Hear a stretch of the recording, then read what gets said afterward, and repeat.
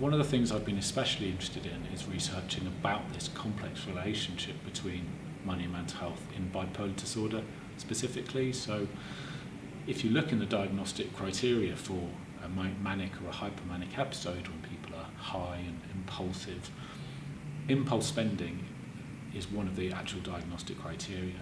But there's actually not that much research out there, and I really wanted to try and work out again why there is this relationship. So everyone assumes that when you're high, when you're manic, you spend lots, you can get into real problems, but why?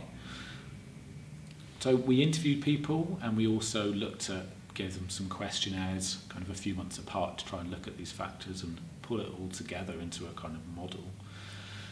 And what we found there was overspending was often reported, and this could be separated into impulsive shopping, so kind of buying things you don't need, kind of looking at your phone late at night and just going, oh, that looks nice.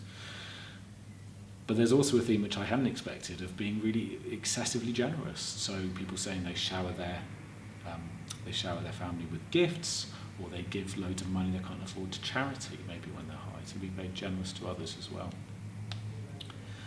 There's also this assumption that it's only when you're manic, it's only when you're high that you spend lots, but we found actually that that symptoms of depression, stress and anxiety in bipolar disorder, they led to impulsive spending over time. And for anxiety, it worked both ways. So people spent too much because they were anxious, and then that just made them feel more anxious, sadly.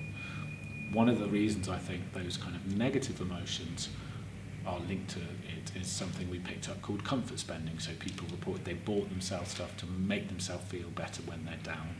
Might end up backfiring in the long run, because another theme is that people maybe feel guilty. So there's this whole kind of cycle where people feel down, they spend money to try and make themselves feel better, and then they regret it. We also find that mindfulness is something that a lot of people talk about. It's being more aware of what's going on, and we found that people who weren't as mindful, they weren't paying attention as much to what was going on, they were more prone to kind of impulsively spending. If you're kind of not aware of what's going on, maybe you just kind of run an autopilot and spend more than you mean to. Another thing was how people saw you was important. So people who were kind of worried about how people saw them, that was linked to spending more. But also this desire to achieve. So people with bipolar disorder can have quite high standards and set the bar quite high, and we found that having these thoughts that I've got to achieve, I've got to meet these goals, that was linked with this kind of spending as well. So I think what really stands out for me for bipolar disorder is that people often assume that when people are manic, when they're unwell, they buy just sort of whatever they see and it's random and impulsive and there's no method.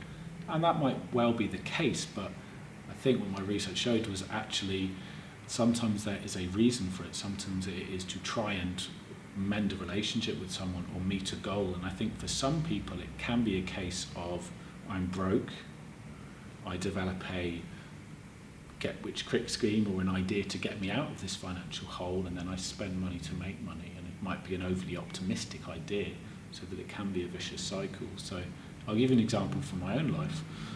I have bipolar disorder. When I was 18 and I had a manic episode, I went into a shop and I bought like 5 African djembe, the big drums. And from an outsider, that might look like a completely random thing to buy. But in my mind, it wasn't random. It was linked very clearly to a goal I had, a business idea I had, which was to try and get me out of a financial hole. Now, that was a very unrealistic business plan, but it was for a reason. So